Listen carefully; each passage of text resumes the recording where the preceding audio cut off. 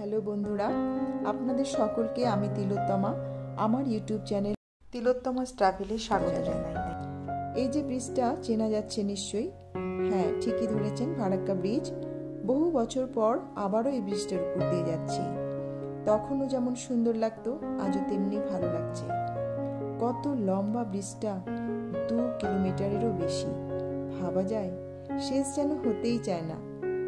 Malda district যেখানে শেষ হয়েছে সেখান থেকেই এর শুরু, আর আমরা প্রবেশ করেছি মুর্শিদাবাদ জেলায়। আমি চলেছি ফারাক্কার গান্ধীঘাটে শ্বশুর মশাইয়ের অস্থি বিসর্জনে। এই আমাদের টিম।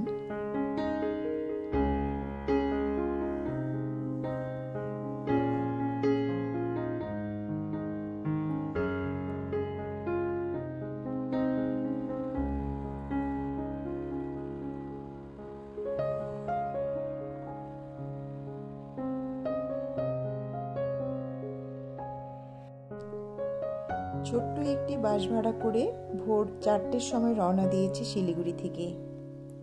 আজই আবার ফেরত যেতে হবে। হাতে অল্প সময়, তারই মাঝে ছবি তুলে যাত্রাপথ স্মৃতি করে রাখার চেষ্টা করছি।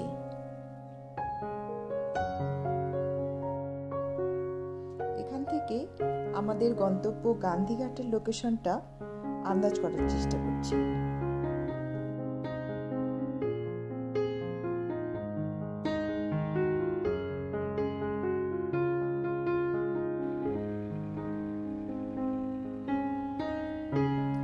মা গঙ্গা কতখানি অংশ জুড়ে বয়ে চলেছেন বাংলাদেশের দিকে। সেখানে তিনি পদ্মা। কি সুন্দর দুখানের নাম, গঙ্গা আর পদ্মা।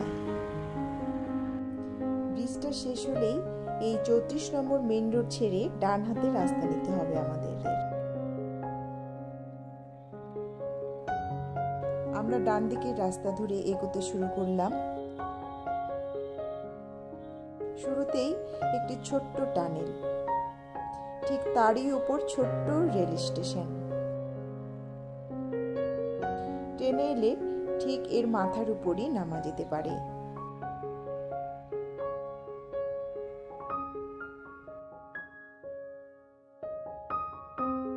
কিছুটা পথ বাজারের ব্যস্ততা চোখে পড়ল, কিন্তু তারপরই প্রাকৃতিক পরিবেশে হারিয়ে যাওয়া। এক পাশে ট্রেন লাইন আর আরেক পাশে প্রায় 40 কিলোমিটার দীর্ঘ ফিডার খাল।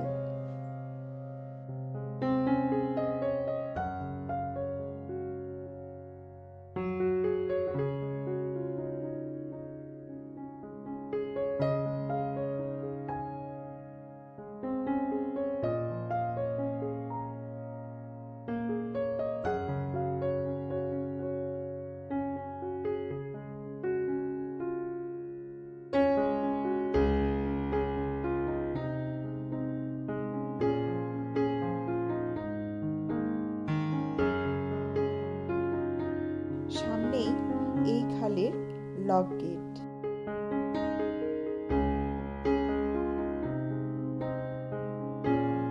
এই লক গেটের মাধ্যমে গঙ্গার জলকে ডাইভার্ট করে নিয়ে যাওয়া হয়েছে হুগলি ভাগীরথী নদীকে পুষ্ট করতে। এখানে মোট 11টি গেট রয়েছে। প্রয়োজন অনুসারে গেটগুলি খুলে দেওয়া হয়।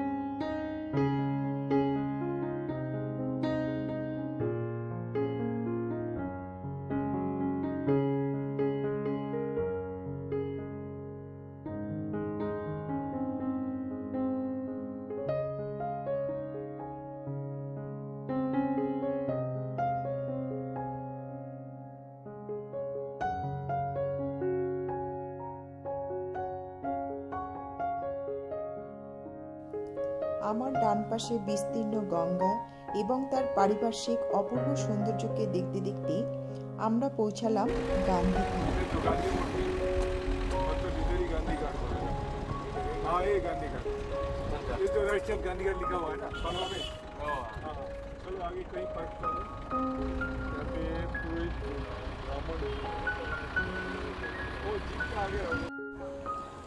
অপরূপা গঙ্গার দিক থেকে চোখ যেন সরতেই চাইছে না। এই হলো ঘাটে নামার সিঁড়ি। যেখানে নামলাম সেখানে রয়েছে গান্ধী মূর্তি। তার পেছন দিকে চলে গেছে ফারাক্কা ব্যারেজ প্রজেক্টের ৩ নম্বর গেট। ঠিক তার সংলগ্ন বেশ কয়েকটি মন্দির, গণেশ মন্দির, শিব মন্দির, শ্মশানকালী মন্দির। পুরোহিতের প্রয়োজন হলে তার নাম সহ ফোন নম্বর দেওয়া রয়েছে।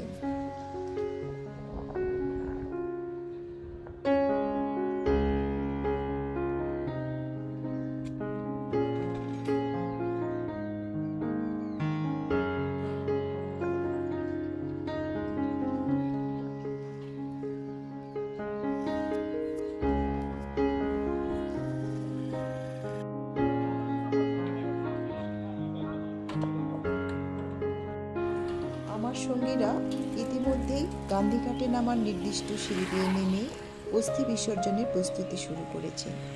আমি ছবি তুলছি বলে ওদের ছাড়িয়ে একটু এগিয়ে এসেছি। আমিও এবার সেখানেই যাব। এদিক দিয়ে নামা শুরু করি।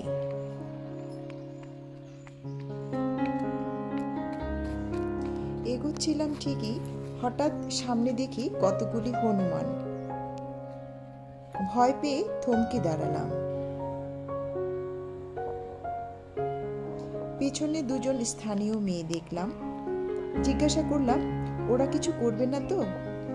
মেয়ে দুটো অভয় দিল।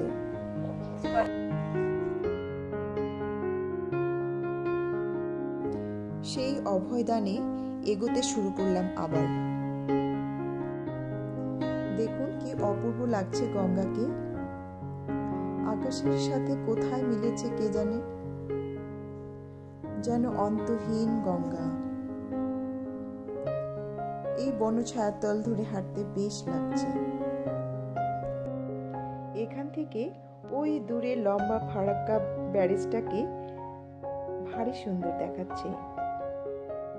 1972 সালে উদ্বোধন হওয়া এই ফারাক্কা ব্যারেজে রয়েছে 109 খানা গেট। ফারাক্কা সুপার তাপবিদ্যুৎ কেন্দ্রের জল এই বাঁধ থেকেই সরবরাহ করা হয়। ভাবতে অবাক লাগছে, বাংলাদেশের বর্ডার এরিয়া শিবগঞ্জ থেকে মাত্র 18 কিলোমিটার দূরত্বেই মুর্শিদাবাদের এই ফারাক্কা বাঁধ। এখানে রয়েছে ইলিশ মাছের পালন এরিয়া।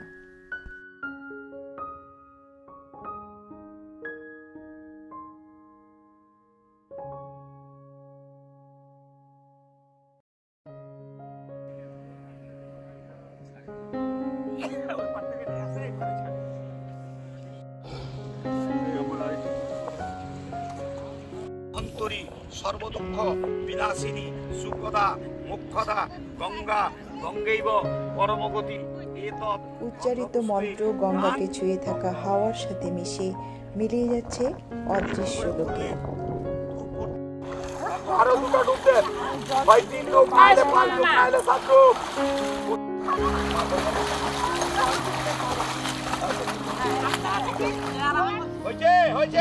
সূর্য দর্শন করো, সূর্য দর্শন, সূর্য দিকে দেখো, সূর্য দেখো। হ্যাঁ, বলে চলে এসো এবার।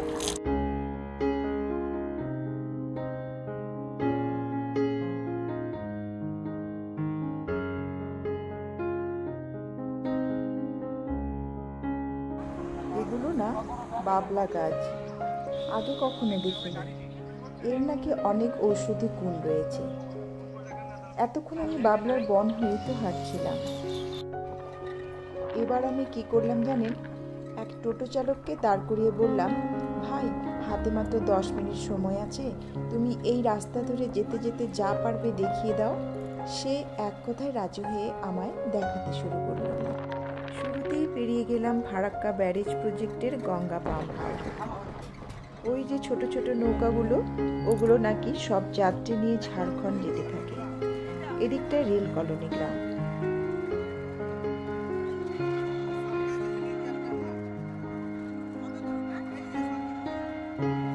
সামনে হেলিপ্যাড।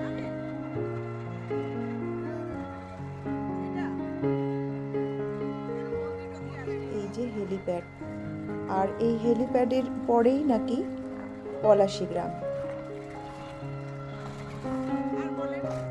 নদীয়ার পলাশীর প্রান্তরের কথা জানি, এখানেও পলাশী। বাঁ পাশে এনটিপিসির গঙ্গা ভবন গেস্ট হাউস।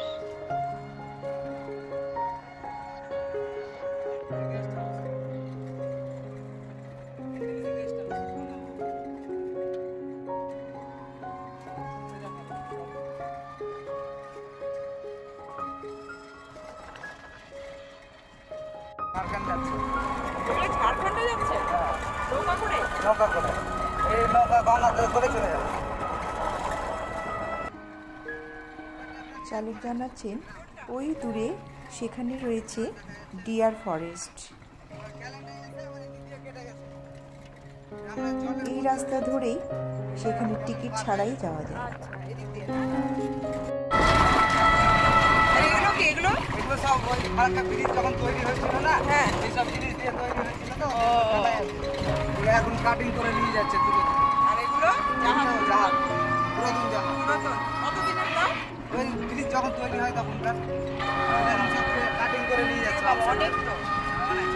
আরো বড় বড় ট্রেন ছিল, সব কেটে নিয়ে। টোটোতে বসা অন্য এক যাত্রী কাকু জানালেন 1972 সালে ফারাক্কা ব্যারেজ তৈরি হওয়ার পর যে সমস্ত বাড়তি যন্ত্রপাতি ছিল তার কিছু কিছু কেটে নিয়ে যাওয়া হলেও তার একটি বড় অংশ আজও পড়ে রয়েছে এমনিভাবে। এই হলো ফেরি টার্মিনাল, ভারী সুন্দর দেখতে। ডান পাশে লক গেটের আরেকটি গেট, আর বাঁ পাশটায় সিআইএসএফ ক্যাম্প।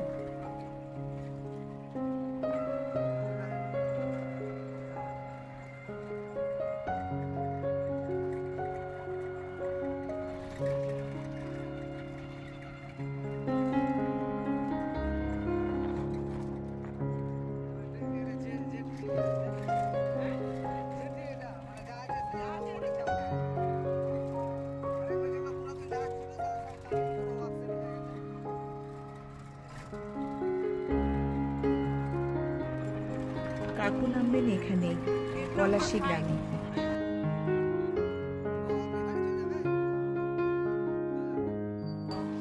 আপনার বাড়ি পলাশী, পলাশী? ও, পলাশী গ্রাম এটা। পলাশী আবার এখানে গ্রামও আছে একটা। ওই বিশাল বড় গ্রাম, ওই দিক থেকে ঢুকেতে দেখলেন না? হ্যাঁ হ্যাঁ, শেষ, মানে এদিকে প্রথম মাথা। এগুলো ফারাক্কা ব্যারেজ কোয়ার্টার, ব্যারেজের কোয়ার্টার সব। হ্যাঁ, মানে এটা পলাশী গ্রাম থেকে গেল, আর এগুলো সব কোয়ার্টার। সব কিন্তু জলের দ্বীপের মধ্যে আছে। ওইদিকে গঙ্গাটা দেখলেন না, চারিদিকে গেল, আর এইদিকে ক্যালেন গিয়ে ছোট ব্রিজে ঠেকে পুরোটাই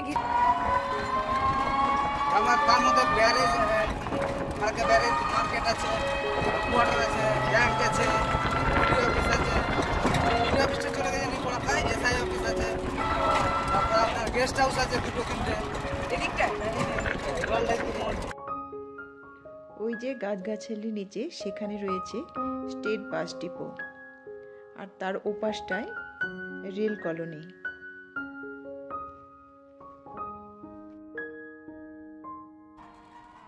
সামনেই আসছে ভারত সেবাশ্রম সংঘ। আপনাদের জানিয়ে রাখি, এই যে গান্ধীঘাট, তার যেটুকু এলাকা আমি টোটোতে ঘুরে নিলাম, আর বাকি যে সমস্ত জায়গাগুলো দেখতে পেলাম না, যেখানে থেকে গেল school, police station, market, stadium, আরও অনেক কিছু, এ সমস্তটাই কিন্তু একটা দ্বীপের মতো জায়গা। ভাবতে অবাক লাগছে না? চারিদিকেই রয়েছে গঙ্গার জল, গঙ্গার জলে পরিবেষ্টিত একটি দ্বীপ। মুর্শিদাবাদের পর্যটন কেন্দ্রগুলির মধ্যে এটি একটি অন্যতম পর্যটন কেন্দ্র, যার সামান্যই আমি তুলে ধরতে পারলাম। এখানে কাজে আসুন বা শুধুই বেড়াতে, ভালো লাগবেই লাগবে। আমি উঠবো মেইন রোডে ফারাক্কা ব্যারেজ প্রজেক্টের 3 নম্বর গেট দিয়ে, ঠিক গান্ধী মূর্তির কাছে। আজ তবে এটুকুই, দেখা হচ্ছে পরের ভিডিওতে। ততক্ষণের জন্য টাটা।